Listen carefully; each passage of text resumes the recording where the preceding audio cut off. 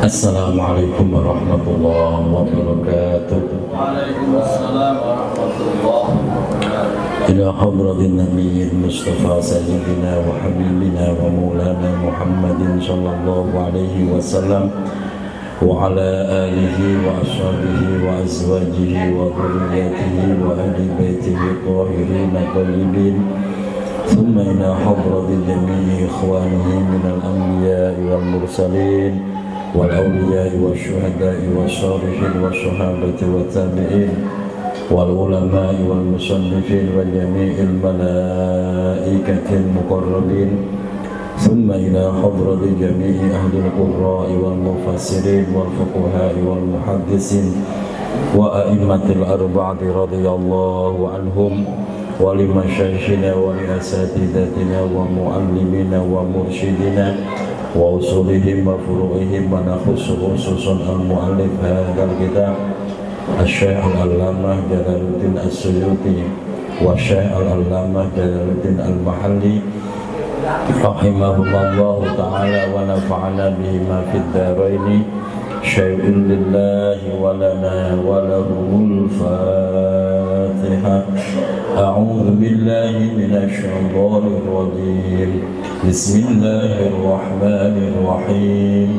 الحمد لله رب العالمين الرحمن الرحيم مالك يوم الدين إياك نعبد وإياك نستعين اهدنا الصراط المستقيم صراط الذين أنعمت عليهم غير المغضوب عليهم ولا الضالين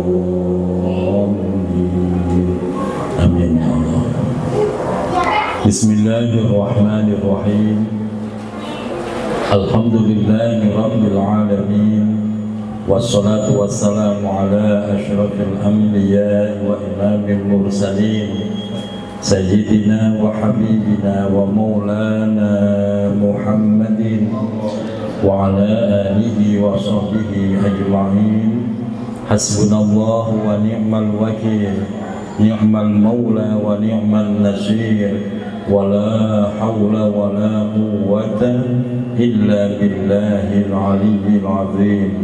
اللهم انفعنا بما علمتنا وعلمنا ما ينفعنا برحمتك يا أرحم الراحمين آمين يا رب العالمين. Al-Mukarramun wal Mukarramat, seluruh para jamaah, bapak ibu, para asatid, serta anak-anakku, para santri semuanya, semoga kita semua senantiasa Allah sehatkan lahir batin kita, Allah tambah-tambah keberkahan hidup kita, Allah istiqomahkan kita di dalam kebaikan dan kelak diwafatkan dalam keadaan husnul khotimah amin ya rabbal alamin. Alhamdulillah wa syukurillah, pada kesempatan malam hari ini kita kembali melanjutkan kajian tafsir Jalalain yang kemarin beberapa Sabtu kita libur. Kita masih pada surah An-Nisa juz 5 ayat ke-60 surah An-Nisa. Kita baca ayatnya.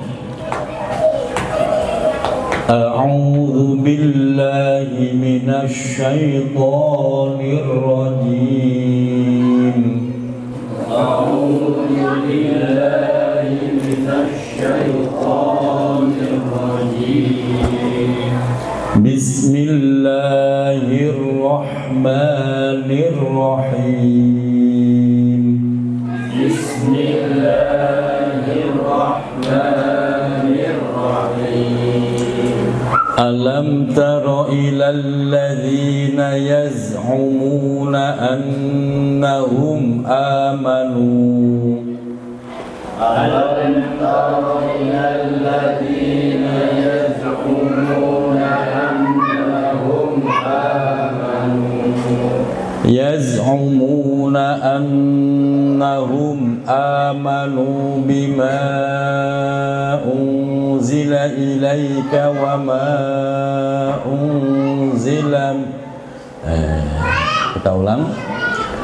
يزعمون أنهم آمنوا بما أنزل إليك وما أنزل من قبلك يزعمون أنهم آمنوا بما أنزل إليك وما أنزل من قبلك يريدون أن يتحاكموا إلى الطاغوت يريدون أن يتحاكموا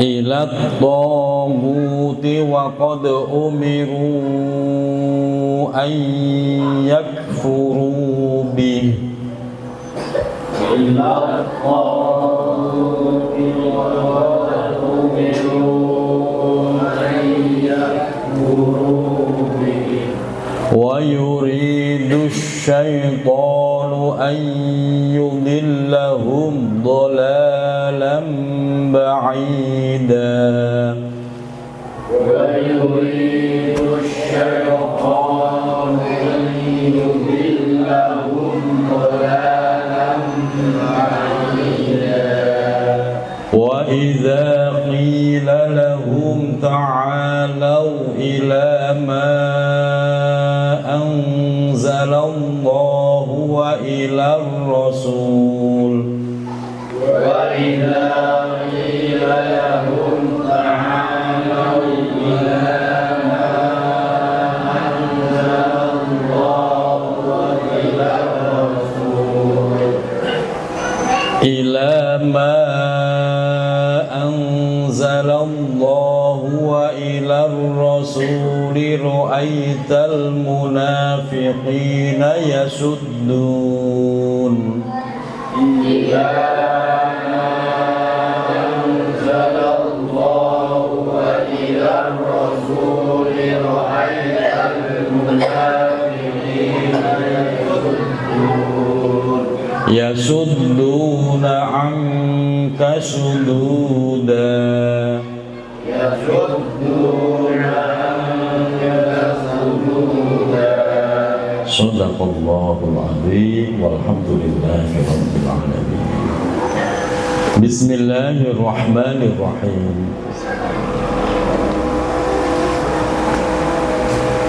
Wa nazala lamma ikhtasama yahudiyyun wa munafiqun. Tafsir ayat 60. Wa nazala dan turun. Ayat ini turun lamma ikhtasama, tatkala terjadi perselisihan atau permusuhan. Siapa yang bermusuhan? Yahudiyun, yaitu kelompok Yahudi, orang Yahudi, wa munafikun dan orang munafik. Dari dulu Pak, orang Nasrani, orang Yahudi, orang munafik, orang Yahudi, jadi begitu. Ketika mereka terjadi perselisihan, fada'al munafiku, fada'a kemudian memanggil.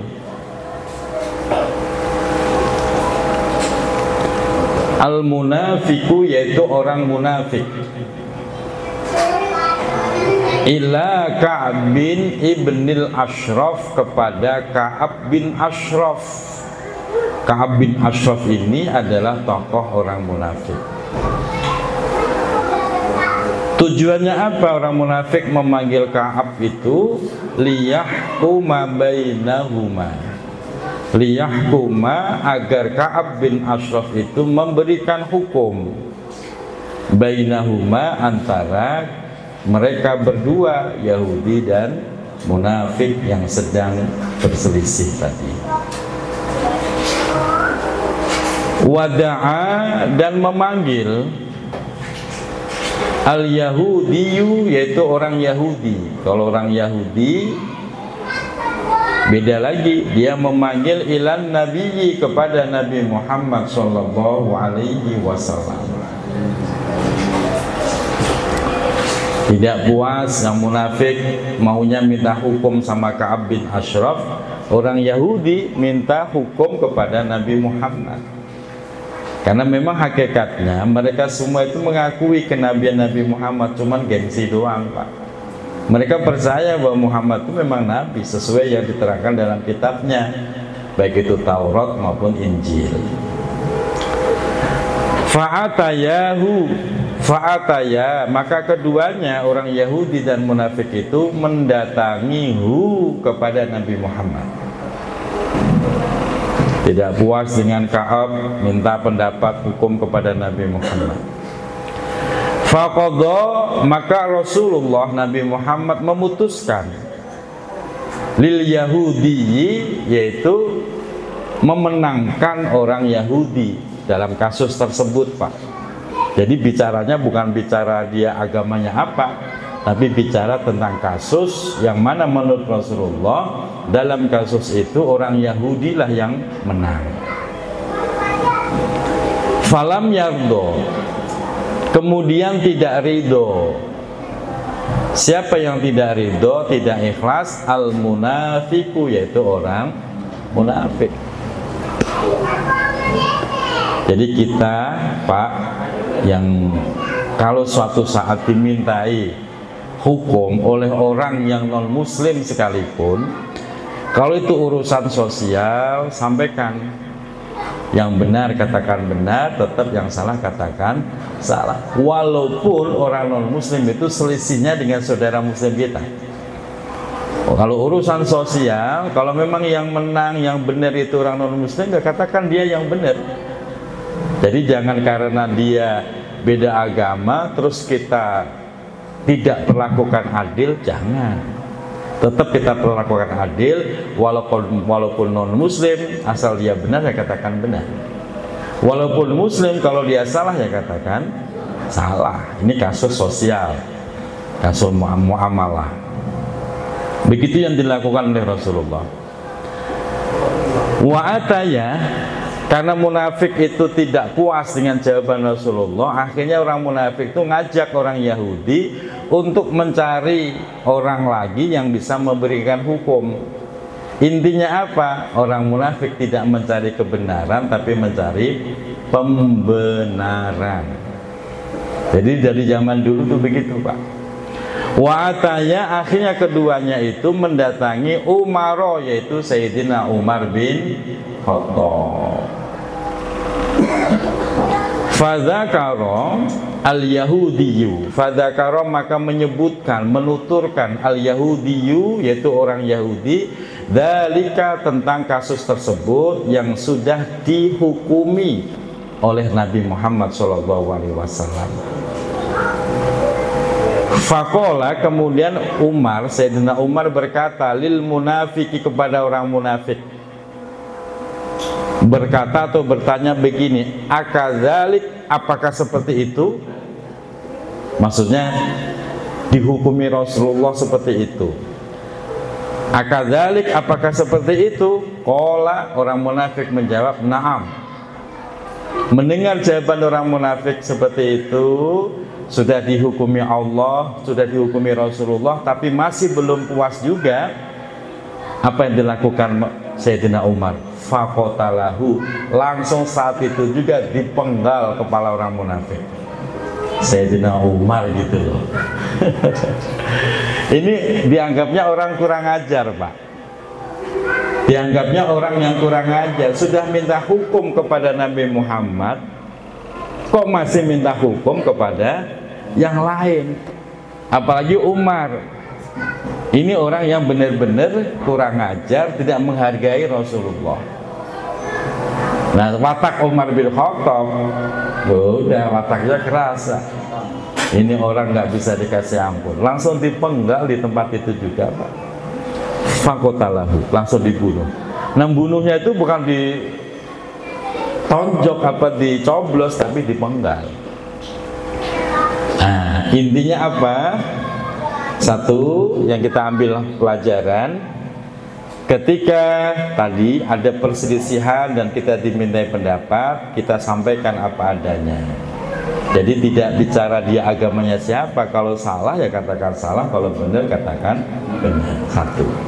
Yang kedua, kalau menurut Al-Quran, menurut hadis, sekarang kan Nabi udah nggak ada, jadi bicaranya menurut Al-Quran, menurut hadis. Sudah jelas hukumnya, sudah, jangan nyari pendapat-pendapat yang lain. Justru itu malah jadinya memperkeruh hukum itu. Kenapa? Karena setiap orang pasti pendapatnya berbeda-beda. Tapi kalau kita merujuk pada Al-Quran dan hadis, nah kebenaran itu menjadi mutlak, kebenaran yang mutlak. Sehingga dalam kasus itu Umar bin Khattab langsung memenggal orang tersebut. Ini contoh bagaimana orang munafik tidak mencari kebenaran tapi mencari pembenaran. Harapan dia kali Umar mau belain dia, gitu kira-kira Pak. Ternyata dia salah orang, bukannya dibelain malah dibunuh. Nah, di sini. Nah, kasus-kasus semacam itu banyak Pak. Kasus yang mana orang itu bukan mencari kebenaran yang semestinya, tapi mencari pembenaran. Nah, kalau mencari pembenaran, apapun bisa dilakukan. Entah itu menyuap, ya biar dikatakan benar, entah itu melakukan apalah, atau mencari ulama-ulama yang sebenarnya bukan ulama karbitan bahasanya, untuk memberikan sebuah pendapat yang membenarkan dirinya. Ada sebuah kasus dulu, kasusnya itu kasus apa namanya, SDSB Pak. Bapak tahu SDSB ya? Ya, kalau udah usia gini mah tahu. Yang anak muda yang nggak tahu Pak. Dulu tuh ada nama SDSB. Apa kepanjangannya? Sumbangan dana SDSB. Pokoknya intinya orang itu memahaminya itu seakan-akan itu sebuah ibadah, sumbangan, sedekah. Ulama-ulama dulu Pak, saya ingat betul, Jawa Tengah, Jawa Timur, Jawa Barat, nggak ada yang setuju tuh, meyakini bahwa itu bukan sebuah sedekah, tapi itu benar-benar judi. Tapi mereka waktu itu kan yang mencetuskan kan Menteri Penerangan Soeharto, apa namanya, Harmoko, yang kalau ngomong ada gitunya itu loh Pak. Iya, itu terkenal kan Harmoko dulu Pak. Wah, itu menteri tiada tanding itu Pak. Dan yang berani-berani sama dia itu Menteri Penerangan. Akhirnya dia itu mencari ustadz, mencari kiai yang bisa melegalkan SDSB itu. Nah, ternyata selidik punya selidik, itu bukan kiai, bukan ulama, itu ulama bayaran itu Pak, untuk melegalkan SDSB. Itu akhirnya banyak orang yang akhirnya kejerat dengan itu, berkedok sedekah tapi ternyata judi. Nah, itu kasus seperti itu zaman dulu sudah pernah ada. Nah, itu yang melatar belakangi turunnya ayat ini. Alam taro ilal ladzina yaz'umun. Alam taro, apakah engkau tidak melihat wahai Muhammad, ilal ladzina, kepada orang-orang, yaz'umun, yang mereka memberikan menyangka gitu Pak, memberikan sangkaan atau menyangka, annahum, sesungguhnya diri mereka, amanu, telah beriman. Mereka menyangka dirinya sudah beriman, bima, dengan apa saja atau kitab, unzila, yang telah diturunkan, ilaika, kepadamu, wama dan kitab unzila yang pernah diturunkan min qablika sebelum engkau Muhammad. Itulah orang-orang munafik, dia menyangka dirinya sudah beriman, ternyata yuriduna, mereka menghendaki. Orang munafik itu ngakunya beriman tapi ternyata yuriduna, justru mereka menghendaki ayyatahakamu, untuk mengambil hukum atau bertahkim, mengambil hukum ilat togut, kepada togut. Togut itu siapa? Al-kasiru at-tugyan, yaitu orang yang banyak melakukan kebohongan dan kemaksiatan. Itu togut namanya, Pak. Ngaku sudah beriman dengan kitab sebelum Al-Quran dan kitab Al-Quran, tapi ternyata justru bukan mengambil hukum dari kitab itu, malah mengambil hukum kepada togut. Wahua, yang dimaksud togut adalah Ka'ab ibnul Ashraf, yaitu Ka'ab bin Ashraf, tokoh munafik. Nah, ini kan aneh. Itu bukti bahwa mereka itu munafik. Nah, nanti juga kasus ini, Pak, udah banyak terjadi di kehidupan sekarang. Ngakunya Islam, ngakunya kitabnya Al-Quran, tapi diajak ngomong Al-Quran ditutup kupingnya, nggak mau denger. Dia nyari pelarian, nyari hukum yang lain di tempat yang lain kepada tokoh yang lain. Itu bukan benar-benar iman. Makanya orang yang benar-benar beriman harusnya larinya itu kepada Al-Quran dan hadis atau sunnah. Nah, yang megang otoritas, nah ini yang perlu kita tegaskan, Pak. Yang pegang otoritas untuk menjelaskan Al-Quran dan sunnah adalah ulama. Kenapa? Karena memang nasnya Rasulullah begitu, al-ulama warasatul anbiya. Ya, duduk, nah, pesen kopi boleh, nah, boleh. Itu yang punya otoritas, Pak. Kenapa ditegaskan begitu? Sebab kalau semua orang yang tidak punya kapasitas sebagai ulama ikut menerjemahkan, memaknai, mengambil hukum dari Al-Quran tanpa dasar ilmu yang dimiliki, ini bahaya. Justru malah bisa merusak Al-Quran. Nggak punya disiplin ilmunya. Jangankan belajar balanggo, ilmu tafsir, suruh baca kitab Binul aja nggak bisa. Lo kok tiba-tiba dia mengambil hukum atas temuan dia dalam Al-Quran tanpa pertimbangan ilmu yang lain, tanpa didasari pendapat ulama yang sudah masyhur. Itu sebuah kesesatan nantinya. Makanya di Jawa Tengah itu ada, Pak, namanya MTA, Majelis Tarjamah Al-Quran, pusatnya di Sragen, tetangganya Pak Suciyanto. Wah, itu luar biasa, Pak. Basicnya dia tidak pernah namanya mondok, tidak pernah namanya ngaji jelas di mana. Dia mengandalkan terjemahan, Pak. Akhirnya ya terjadi kesesatan. Kata dia, saya sudah mencari bukti dalam Al-Quran, tidak ada perintah melakukan sholat 5 waktu, yang ada cuma 3 waktu, begitu katanya. Akhirnya pengikutnya sholatnya 3 waktu, Pak. 3 waktu itu apa? 3 waktu itu cuman asar, maghrib, subuh.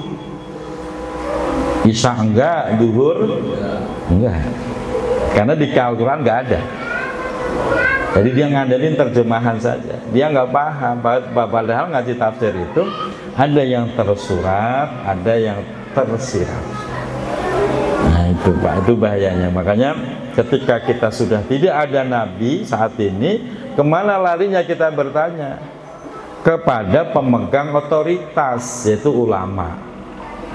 Bukan berarti kembali ke Al-Quran terus Bapak buka terjemahannya, Bapak cari sendiri, Bapak angen-angen sendiri, terus Bapak simpulkan sendiri. Ya bahaya itu, bisa sesat malah.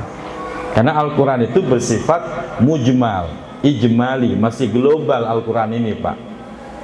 butuh tafsir. Man Rasulullah adalah al-mufassirul awal wal mufassirul aula. Jadi Rasulullah itu adalah penafsir Al-Quran yang pertama dan penafsir yang paling utama, itu Rasulullah.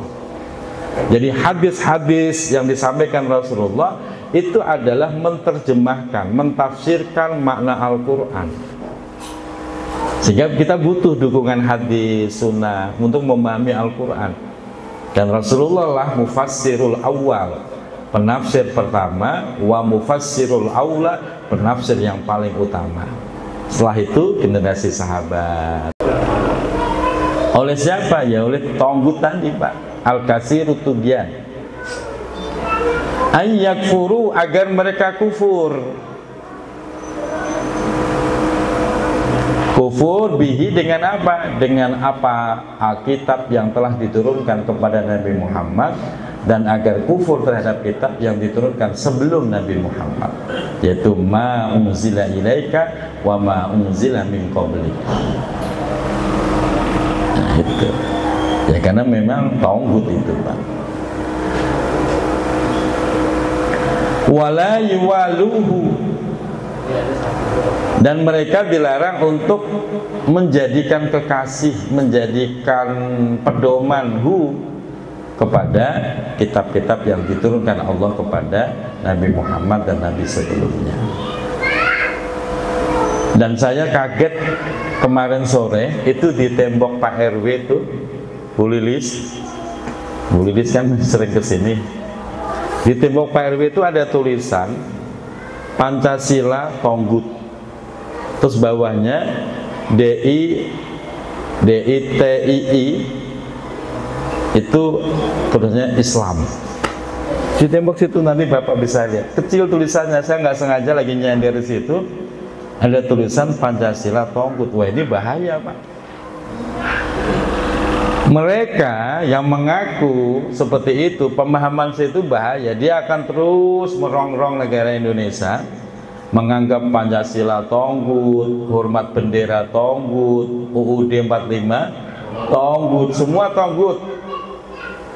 Yang benar adalah Darul Islam, negara Darul Islam, dulu namanya Darul Islam ya dulu. Kartosuwiryo tokohnya dulu, yang akhirnya dipenjarakan gitu. Menganggap Indonesia ini Tonggut semua. Itu yang bahaya, padahal definisi Tonggut itu nggak begitu. Dan ternyata ada tulisan di situ. Saya curiga ini yang nulis siapa nih? Kalau santri Kanzul Ramah nulis begitu, Pancasila Tonggut, Darul Islam nah, maka pasti akan saya keluarkan. Itu nggak benar, itu paham itu bahaya. Yang bikin ngebom, teroris semua itu justru yang punya paham seperti itu. Pancasila dianggap Tonggut, UUD Tonggut, udah nggak sah semua. Akhirnya dia pengen musuhi negara Indonesia. Makanya akidah harus kita jaga, Pak. Sekarang luar biasa, Pak. Bapak jangan sampai salah menyekolahkan atau memondokkan anak. Di Rawadenok, salah satu jamaah saya nangis, nyesel. Dulu udah saya peringatkan, Pak, kenapa di kuliah di situ anaknya? Pak Ustadz dapat beasiswa, begitu kan? Saya bilang jangan, di situ akidahnya beda.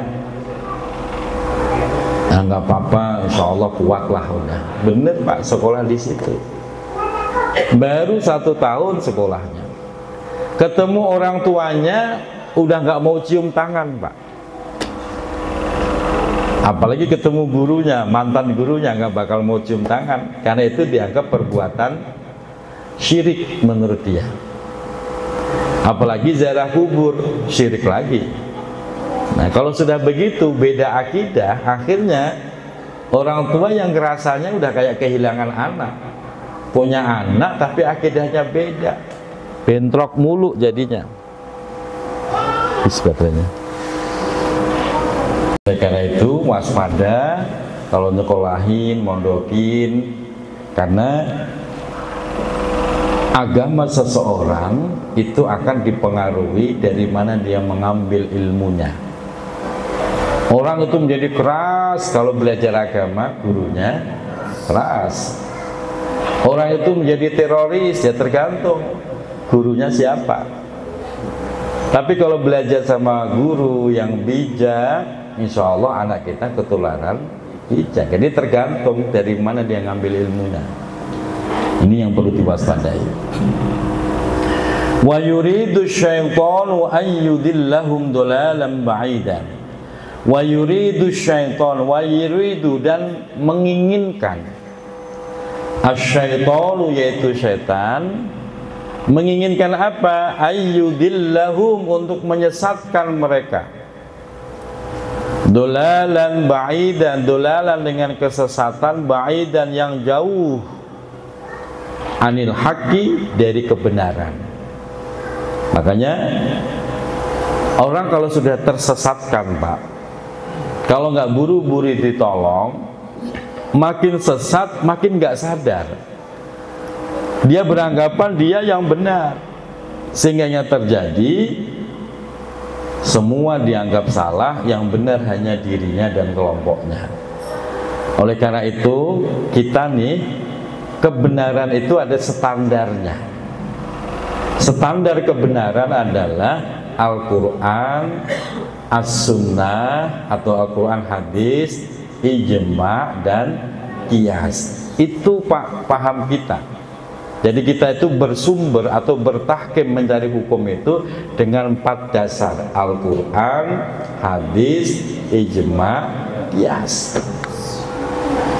Jangan hanya menyukupkan Al-Quran saja, nggak bisa, Pak, kita butuh hadis. Ya udah Al-Quran hadis, ya nggak bisa juga, karena banyak kasus yang mana kasus itu tidak pernah terjadi di zaman Rasulullah, sehingga itu butuh ijma. Ijma saja ya nggak cukup juga, butuh qiyas, sehingga kasus-kasus yang terjadi di hari ini tidak pernah terjadi di zaman dulu. Mau nggak mau cara menghukumnya bagaimana? Cara menghukuminya menggunakan teori qiyas. Sehingga kita butuh 4 pilar hukum itu. Makanya ngaji menjadi sangat penting. Jangan otodidak. Masa belajar agama kok otodidak? Bahaya itu. Selanjutnya, wa idza qila lahum ta'alu ila ma anzalallah. Wa idza qila, dan ketika disampaikan, lahum, kepada mereka, yaitu orang-orang munafik, orang-orang Yahudi, ta'alau, mari kembali, ilama, kepada kitab anzalallah, yang Allah telah menurunkan. Ketika diajak kembali kepada kebenaran, yaitu kitab Allah, fil Qur'ani, yang berada di dalam Al-Quran, wahyu Allah yang tertuang di dalam Al-Quran, minal hukmi, dari hukum-hukumnya, wa ila rasul, dan diajak kembali kepada rasulnya, liyahkuma, agar rasul itu memberikan hukum, bainakum, di antara kalian. Ta'alu, ayo kita kembali. Ternyata apa? Ra'aital munafikin, ra'aita, maka engkau akan melihat, wahai Muhammad, al munafiqina, orang-orang munafik itu, yasudduna, reaksi mereka ketika diajak kembali kepada Al-Quran dan Rasul, reaksi mereka yasudduna, ayyuriduna, mereka berpaling, angka darimu, wahai Muhammad, ila ghairika, kepada selain engkau Muhammad. Justru mereka berpaling, Muhammad mah gak enak, cari yang enak aja, begitu. Orang ngaji sama Faldoli mah nggak enak, cari guru yang lain, ya, gitu. Terlalu ketat. Termasuk ada loh, Pak, dulu ngaji sama saya, tahsin, baru sekali udah kapok, nggak datang lagi. Susah ngaji sama Ustaz Faldoli mah, sini aja gampang, begitu katanya. Ya udahlah, silahkan ngaji mah terserah, tapi nanti ya bisa dirasakan. Karena setiap guru itu punya disiplin ilmunya masing-masing. Setiap guru punya gayanya masing-masing. Nanti Bapak Ibu bisa merasakan disiplin atau tidaknya kualitas ilmu seseorang itu terukur nanti Pak. Nah, ketika Bapak sudah menemukan, nah Bapak pegang tuh. Makanya saya dulu mondok itu Pak, nggak pernah kemana-mana. Mondok Al-Quran udah sama satu guru, yaitu Abah Yai Mustamir itu. Teman-teman selesai khatam pindah, katanya tabarukan ke kiai ini, kiai ini, kiai ini. Niatnya baik tabarukan. Nah tapi akhirnya ya tetap pindah-pindah mulu, malah nggak jadi-jadi Pak. Bahkan sampai sekarang ada yang belum berani disimak di wisuda itu belum. Kalau kita udah menemukan satu sosok, udah pegang erat-erat, pegang. Itu jadi gandulan kita di dunia dan akhirat. Begitu Pak. Selanjutnya,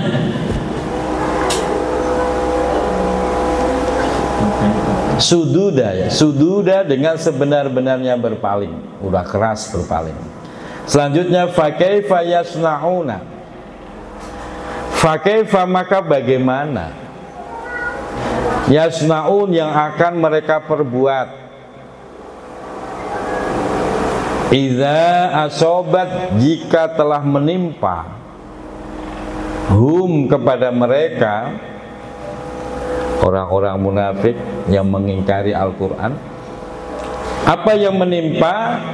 Musibatun, suatu musibah, ai uqubatun, suatu siksa, bima karena sebab perkara, qaddamat aidihim yang pernah dilakukan aidihim oleh tangan-tangan mereka sendiri, minal kufri dari kekufuran, wal ma'asi dan macam-macam kemaksiatan. Ayakodiruna, maksudnya ayakodiruna, apakah mereka sanggup alal i'radi, untuk berpaling, ala litikraf, untuk berpaling, wal firori dan lari, minhuma dari kejadian tadi, musibah yang disebabkan dari kekufuran dan kemaksiatan. Coba kalau ditimpa musibah, bisa nggak mereka lari? Jawabannya lah, tetap nggak akan bisa. Jadi mereka begitu Pak, giliran lagi nyaman aja, lagi nyaman nih, nggak mau sama Rasulullah, cari teman yang asik. Sama Pak, masyarakat sekarang juga begitu. Kalau lagi nyaman aja, nggak mau datang ke rumah kiai Pak. Kalau lagi nggak nyaman, baru datang. Kiai, anak saya digebukin. Gebukin siapa? Gebukin suaminya. Bahkan tadi dicekek begitu. Begitu Pak, tadi pagi. Terus ibu kenapa kesini? Tolongin apa? Tolongin gitu. Ya, emang begitu Pak. Kalau pas nyaman mah nggak pernah datang ke rumah kiai, tapi kalau lagi nggak nyaman.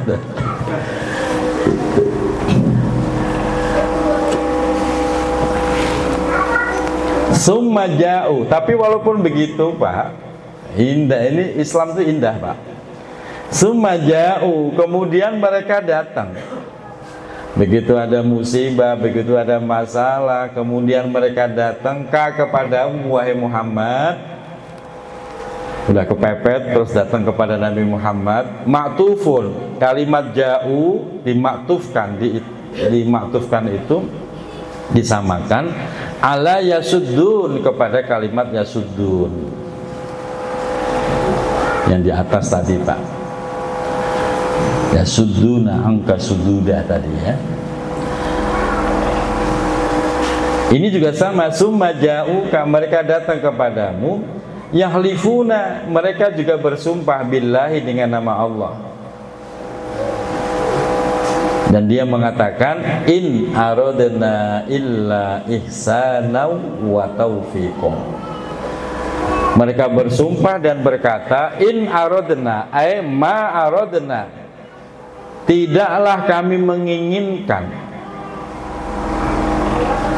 bil muhakamati, dengan cara mengambil hukum, meminta hukum ila ghairika, kepada selain engkau wahai Muhammad, tidaklah itu semua kami lakukan illa ihsana, kecuali dalam rangka mencari kebaikan, ai sulhan, mencari kebaikan, wa taufiqon, dan mencari pertolongan, ai ta'lifan, kelembutan. Ini alasannya, Pak. Kan aneh, pemegang otoritas itu adalah Nabi, karena dia utusan Allah, dan tiba-tiba mencari hukum kepada selain Nabi dengan alasan mencari kebaikan. Kan aneh itu orang, Pak. Aneh, ini orang mengada-ada alasannya, padahal pemegang hukum ya Nabi, memang utusan Allah, kok pada nyari yang lain dengan alasan ihsanan wa taufiqon, ta'lifan, taufiqon ay ta'lifan, kelembutan, bainal khusmaini, antara dua permusuhan, bitakribi, dengan melakukan pendekatan, itu Pak, fil hukmi, di dalam hukum, dunal hamli, bukan untuk menjadi beban, ala marril haqqi, yaitu berjalannya kebenaran, artinya bukan menenggelamkan kebenaran itu sendiri. Ini alasan mereka, Pak. Maka sekali lagi, inilah kelompok mereka tidak mencari kebenaran tapi mencari pembenaran. Nah, kita jangan seperti itu.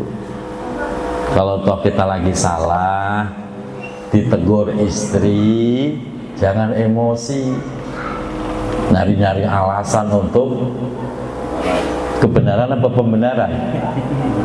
Pembenaran. Kalau memang lagi salah, ditegur istri, ya sudah.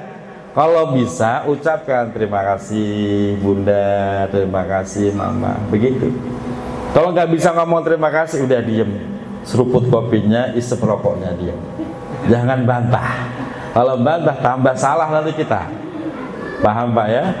Kadang-kadang kan laki-laki keluar gengsinya, daripada bapak nahan gengsi, udah seruput kopinya, isep rokoknya, udah tenang. Itu penyakit laki-laki, kadang ditegur istri nggak terima, padahal bisa jadi istrinya memang benar. Jadi bapak nggak usah nyari-nyari pembelaan, pembenaran, nggak usah. Iya, memang istriku yang benar, selesai udah. Tapi ngomong begitu tuh berat bagi laki-laki. Laki-laki sono. Kalau Janjur Amah mah jangan ditanya lah. Pokoknya jangan ditanya aja. Lain gitu. Selanjutnya, ulaika, mereka itu semua, alladzina, adalah orang-orang, ya'lamullah, yang Allah telah mengetahui, ma, apa saja, fi qulubihim, yang ada di dalam hati mereka, minan nifaqi, dari kemunafikan, wa ghaibihim, dan kebohongan mereka, fi uzrihim, di dalam menyampaikan alasan mereka. Ya tadi Pak, saya mencari hukum kepada orang lain itu bukan apa-apa Muhammad, saya mencari kebenaran, begitu alasannya, mencari kedamaian. Itu semua uzur yang dibuat-buat, itu semua dusta. Intinya dia merasa merasa gengsi, tidak terima dengan keputusan Nabi Muhammad, padahal jelas itu Rasulullah. Ya udah, oleh Sayyidina Umar langsung dipenggal. Untungnya sekarang nggak ada Sayyidina Umar. Kalau ada habis Pak. Minan nifak. Nah, kata nifak ini Pak, saya kemarin ditanya orang dan salah satu jamaah saya, Yai kenapa habis cebok kok doanya begitu? Bapak kalau habis cebok doa nggak? Bapak berarti nggak apa? Terus ngapain habis cebok? Kan ada doanya, Allahumma tahhir qalbi minan nifaq wa hassin farji minal fawahish. Bapak baca itu, jangan sampai enggak. Jamaah ini nanya, kita kan habis cebok, Yai, kenapa doanya begitu? Kalau diartikan memang rada aneh Pak. Allahumma ya Allah, tahhir qalbi, sucikan hatiku, minan nifaq, dari penyakit kemunafikan. Wa hassin farji, dan jagalah farjiku, minal fawahish, dari segala macam perbuatan tercela. Ini yang ditanyakan, hubungannya apa antara cebok dengan membersihkan hati dari kemunafikan? Ini pertanyaan cerdas saya pikir. Karena baru itu saya dapat pertanyaan Pak. Orang baca aja kadang-kadang, nggak merhatiin. Betul Pak. Kita kan lagi cebok, kenapa doanya begitu? Tahhir qalbi minan nifaq. Ya Allah, sucikan hatiku dari sifat-sifat kemunafikan. Itu. Alhamdulillahnya saya pernah baca itu, jadi bisa jawab. Begini Pak, apa yang kita makan itu ada kaitannya dengan kemaluan. Apa yang berkaitannya dengan kemaluan itu juga ada hubungannya dengan hati. Kalau hatinya kotor, itu kemaluan juga ikut kotor. Kalau hatinya busuk, itu kemaluan busuk, lari kemana-mana, ke tetangga lah, ke parung lah. Kenapa? Hatinya kotor. Kalau hatinya kotor, itu kemaluan bisa kemana-mana. Kan harusnya untuk satu orang kan, kemaluan itu untuk satu orang, yaitu istri. Tapi kalau hatinya kotor, itu kemaluan bisa kemana-mana. Betul? Iya, apalagi punya duit. Iya, apalagi lagi berantem sama istri. Kemana larinya itu kalau hatinya busuk? Mana-mana Pak. Nah, itulah kaitannya ketika kita cebok, tidak hanya membersihkan kemaluan, tapi membersihkan hati. Kemaluan bersih, hati nggak bersih, bahaya. Bahaya tetap, karena kendali rem kemaluan itu di hati. Tapi kalau hatinya bersih, kemaluan aman, nggak ngayap kemana-mana. Ditinggal istri, pamannya berhari-hari ya tenang. Pak Haji tenang Pak Haji ya. Nah, nggak ngayap kemana-mana, tenang. Kamu anteng-anteng di sini ya. Kita baca Quran, kita ke masjid, begitu Pak. Coba kalau imannya, kalau hatinya jelek, ngayap dia. Paham nggak arti ngayap Pak? Jajan kemana-mana Pak. Itu makanya itu kaitannya doa. Nah, itu ajaran Rasulullah itu luar biasa. Jadi antara farji dengan hati punya hubungan yang erat. Kalau hatinya bagus, farjinya bagus. Gitu. Kalau farjinya bagus, belum tentu hatinya bagus. Makanya yang didahulukan tahhir qalbi minan nifaq, sucikan hatiku ya Allah minan nifaq, dari sifat-sifat kemunafikan. Baru wahassin farji minal fawahis, dan jagalah farjiku dari perbuatan yang tercela. Nah, ini doa yang luar biasa. Bapak apalin itu, dibaca. Bu, baca nggak Bu kalau habis cebok? Bacalah.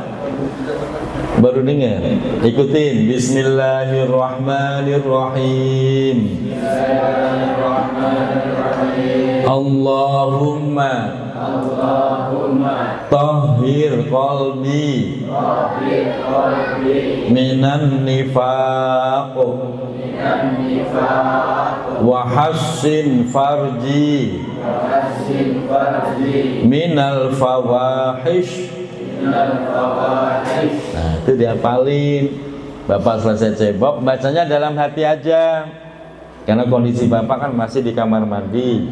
Dalam hati, Allahumma tahhir qalbi minan nifaq wa hasyid farji minal fawahish. Selamat Pak, hatinya bersih, kemaluannya selamat, jinak, jadi nggak liar kemana-mana.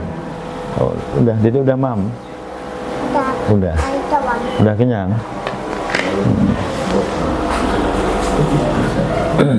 Apalagi yang muda-muda tuh, guru-guru HPS masih muda, harus sering baca doa itu, ya. Para bujangan tuh, baca doa itu. Selanjutnya, fa'arid anhum, fa'arid maka berpalinglah engkau Muhammad. Berpaling itu jangan berteman, itu Pak. Rasulullah aja dilarang berteman dengan orang munafik, apalagi kita. Fa'arid anhum, dari mereka semua para munafik. Tapi bisufhi, dengan memaafkan, berpaling tapi memaafkan. Dimaafkan, cuman jangan bergaul. Kenapa? Bahaya Pak, bisa ketularan kita. Wa'idhum, wa'idh, dan berikan mau'idhah, nasihat. Ingat wa'idh, wa'nya di sini bukan wa'u atof Pak ya, bukan diartikan wa'u wadan, itu bukan. Ini fi'il amar. Wa'idh ya, dari kata wa'idhah, wa'idh, berikan mau'idhah, berikan nasihat hum, kepada mereka orang munafik yang mendatangimu wahai Muhammad. Khaufahumullah, yang memberikan takut kepada mereka, Allah, kepada Allah. Berikan nasihat yang membuat takutnya mereka kepada Allah. Begitu. Dia punya rasa takut. Orang munafik itu Pak, nggak ada takut-takutnya. Sama seperti koruptor Pak. Koruptor apa takut sama Allah? Enggak. Dia takutnya cuma sama KPK Pak. Sama Allah mah nggak takut ya.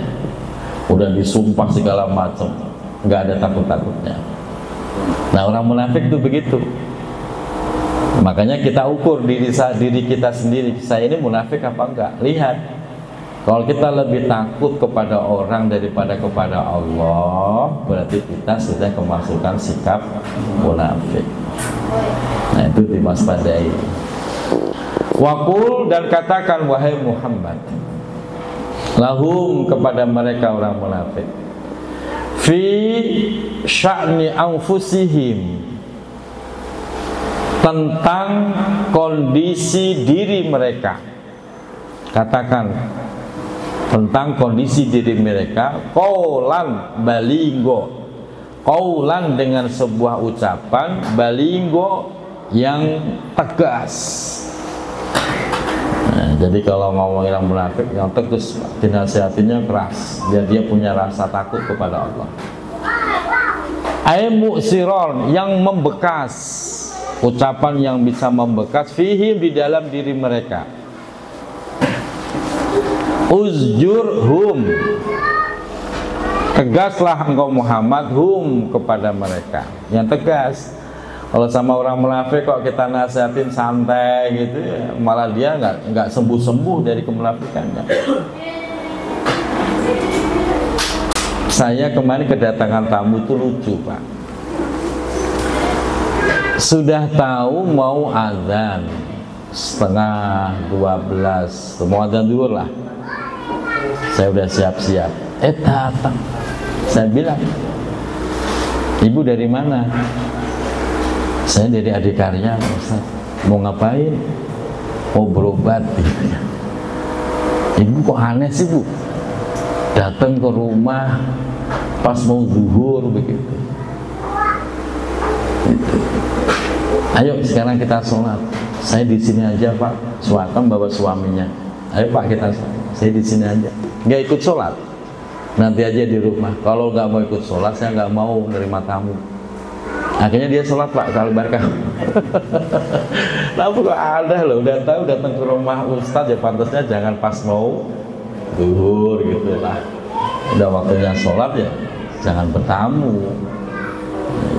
Nah kadang-kadang kita ngadepin orang begitu. Ini gimana sih orang udah tahu waktunya mau sholat malah datang. Nah yang begitu-begitu tuh Pak, kita tegas. Ayo sholat. Enggak Pak Ustadz, saya di sini aja nungguin. Kalau nggak mau sholat, saya nggak mau ngelayanin. Nah, akhirnya sholat. Biarin dia dirasain gitu. Selanjutnya,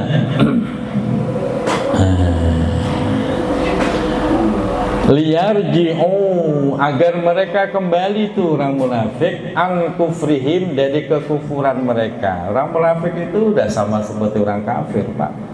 Bahkan nanti ancamannya di dalam neraka lebih dulu daripada orang kafir. Makanya bahasa Al-Quran nih Pak, innal munafiqina fid darkil asfali minan nar. Sesungguhnya orang munafik itu akan berada di keraknya neraka paling bawah. Baru nanti ada di atasnya orang-orang kafir, baru nanti di atasnya orang-orang muslim tapi masih hobi maksiat, begitu Pak. Terus sesuai tingkatan masing-masing. Jadi munafik itu paling bawah siksaannya. Semoga Allah bersihkan hati kita dari kemunafikan. Wa ma arsalna mir rasulin, selanjutnya. Wa ma arsalna, dan tidaklah kami mengutus mir rasulin, dari seorang rasul, illa, kecuali liyuto'a, agar rasul itu ditaatin. Jangan malah dimusuhin, dibohongin, ditipu. Itu kerjaan orang munafik Pak. Kayak kelihatannya kayak iman tapi malah kufur. Sama ketika kita ngaji dulu di pesantren Pak, kita ngaji ke pesantren, ketemu dengan kiai, kita harus siap untuk taat, jangan sampai enggak taat. Jangan sampai malah gurunya malah dibohongin, ya nggak bakal barokah ya saja. Ini para santri yang ceramah khususnya, kalian jadi santri harus taat dan jujur. Kalau sudah pernah dibilangin ini nggak boleh, ya jangan dilarang, jangan dilanggar, harus jelas biar barokah. Dulu ya begitu. Bahkan saking taatnya kadang-kadang itu terkesan lucu Pak. Saking taatnya, saya dulu ya saya pernah ceritakan, saya dulu Pak, saking taatnya dapat perintah dari Bu Nyai, Kang, itu di kebon ada pohon, tolong diwadung. Oleh bahasa Jawa bilang wadung. Wadung itu dipecah-pecah untuk kayu bakar. Nggih, Bu Nyai. Habis lagi. Yang taatnya saya nggak pakai nanya, nggih. Langsung berangkat Pak. Bawa apa itu? Kampak, tapi yang model panjang tuh, belah. Pokoknya pohon yang ada di kebun yang udah ngeletak saya belain semua. Saya berdua sama Kang Rahmat, sekarang masih ada. Kalau ketemu ketawa sendiri kita. Itu pohon yang ngeletak saya belain semua. Dapat 3 gerobak songkro itu Pak, gerobak. Girang hati saya, alhamdulillah. Bu Nyai pasti seneng nih. Begitu sampai pohon, loh Kang kok banyak bener? Nggih Bu Nyai. Pohon yang tumbang, kering saya tebang, saya cacah semua.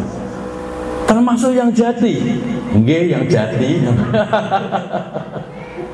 Ibu Nyai jerit, ya Allah Kang, itu jati mah sengaja biar kering, nanti mau dibikin kusen. Dan sekarang habis jadi kayu bakar semua. Allahu Akbar, sakit taatnya. Kata Bunya, kata Abah yang dengar, ya salah sengasih perintah kalau itu mah. Terus apa-apa Kang, kalau makan, yang suruh makan sana, udah selesai makan. Tapi ya itulah ketaatan. Walaupun salah, kalau niatnya taat, ya nggak dosa. Niatnya yang salah itu ya ngasih perintah. Semata-mata itu kita lakukan mencari berkah. Wajib ditaatin fima di dalam perkara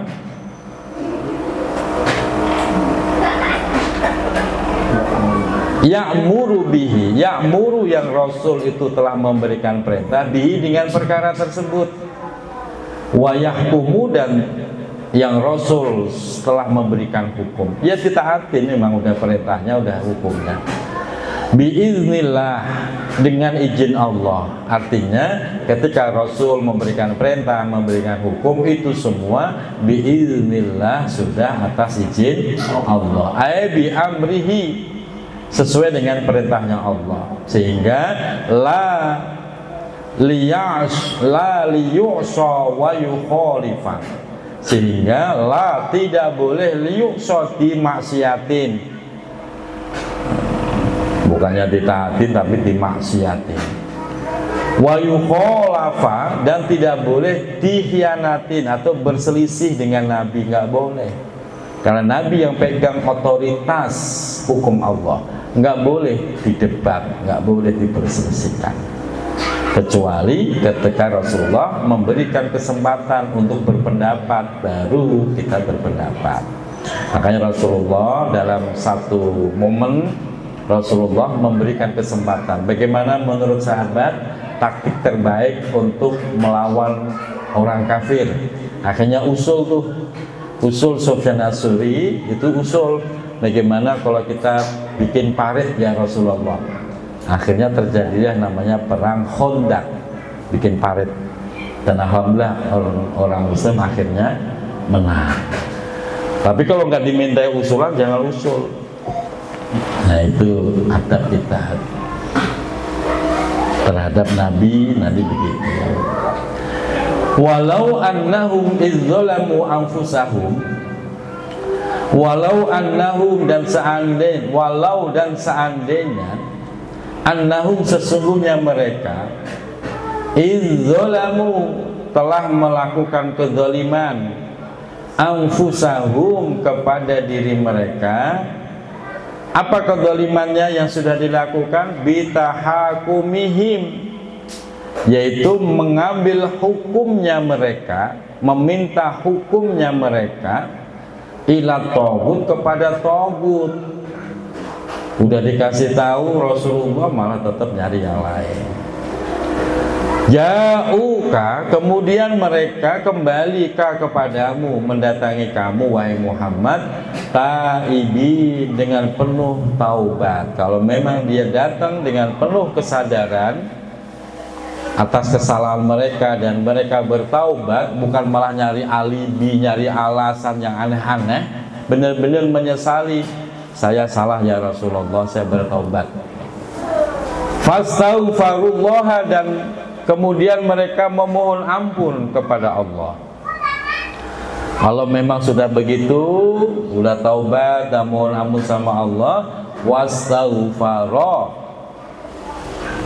maka memberikan ampun lahum, kepada mereka, ar-rasulu, yaitu Rasulullah, karena sudah bertaubat, sudah beristighfar, ya akhirnya Rasulullah juga memaafkan.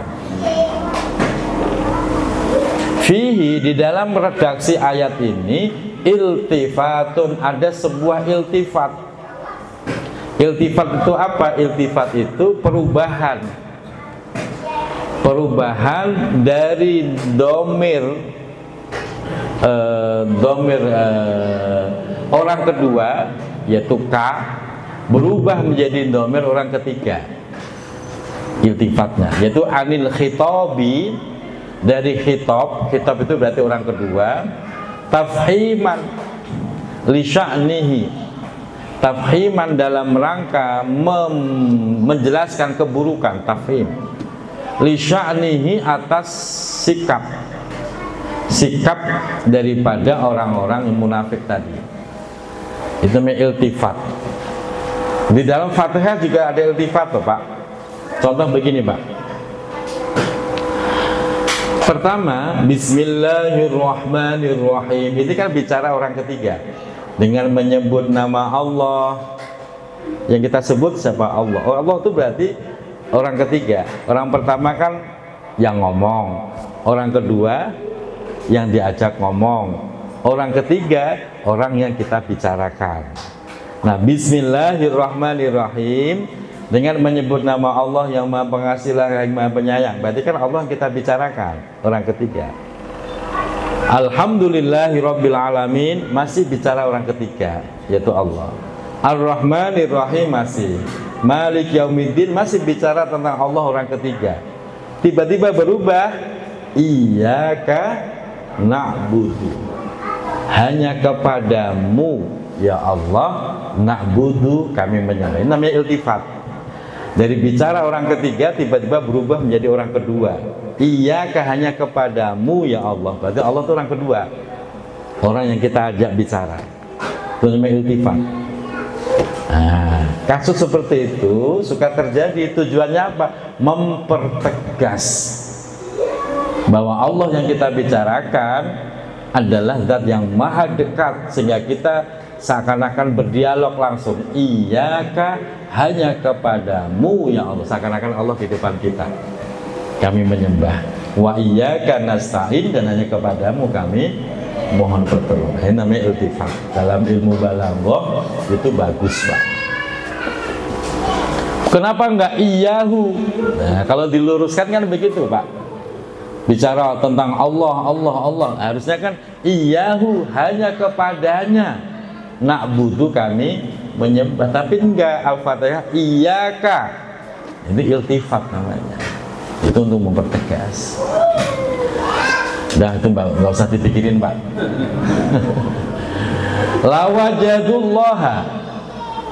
Lawajadu, kalau memang seperti itu sikapnya, lawajadu, niscaya mereka akan mendapati Allah, yaitu Allah, tawwaban, sebagai zat yang memberi taubat, alaihim, atas mereka semua, rahiman, dan zat yang maha kasih, bihim, dengan mereka. Luar biasa, Pak. Untungnya kita punya Tuhan bukan pendendam.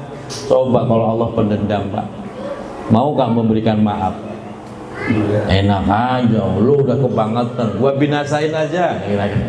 Untungnya Allah maha pemaaf.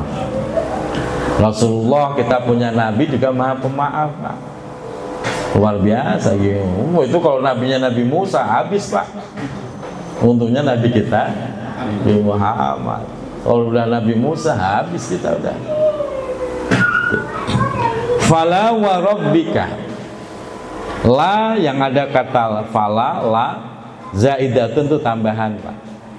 Jadi kalau mengartikan fala wa rabbika, ay fa wa rabbika, maka demi Tuhanmu wahai Muhammad, la yu'minuna, mereka orang munafik tidak bakal beriman, hatta yuhakkimu, hingga mereka bertahkim, meminta hukum kepadamu, fima, di dalam perkara, syajara ay ikhtalato, yang rumit, bercampur, yang kusut, Pak, bahasanya, bainahum, di antara mereka, summa la yajidu, kemudian mereka tidak mendapati, fi anfusihim, di dalam diri mereka, harojan itu beban, doyikon, tidak mendapati kesempitan, au syakkan, atau keraguan-raguan, mimma, dari perkara, qadaita, yang telah kamu putuskan wahai Muhammad, bihi, dengan perkara tersebut. Untungnya Nabi Muhammad memberikan jawaban yang tepat, yang benar, sehingga mereka merasa puas, hatinya tidak sempit lagi, tidak ada keraguan-raguan lagi. Dengan begitu, wa yusallimu, akhirnya mereka masuk Islam. Ayyan qadu, mereka berpasrah diri li hukmika kepada hukummu wahai Muhammad, tasliman dengan sebenar-benarnya kepasrahan, min ghairi mu'aradatin, dengan tanpa pertentangan. Nah, kebuka hatinya, ternyata Muhammad memang orang yang jujur, orang yang benar, semua didasarkan wahyu. Alhamdulillah, itu yang harusnya kita lakukan. Ketika Bapak menemukan jawaban yang jujur, walaupun mungkin pahit bagi kita, tapi itu sebuah kejujuran, terima. Walaupun berat, tapi itu jujur, benar, ya udah terima. Jangan terus mencari pembenaran, nggak selesai-selesai. Nah, sudah selesai, terima. Sami'na wa ata'na, kami dengar, kami taat. Semoga iman Islam kita terus Allah teguhkan dan kelak diwafatkan husnul khotimah. Shadaqallahul. Allahumma arhamna bil Qur'an waj'alhu lana imaman wa nuran wa hudan wa rahmah. Allahumma zakkirna minhu ma wa 'allimna minhu ma jahilna warzuqna wa tahu ana al-laili فالنهار واجعله لنا حجة يا رب العالمين. صلاة الله والسلام على من قرئ القرآن. صلاة الله والسلام أوحي القرآن وأهلي بيته الكرام وصحبه ذوي القرآن وأهلي بيته الكرام وصحبه ذوي القرآن. Walhamdulillahi Rabbil Alamin. Mohon maaf lahir dan batin. Assalamualaikum warahmatullahi wabarakatuh.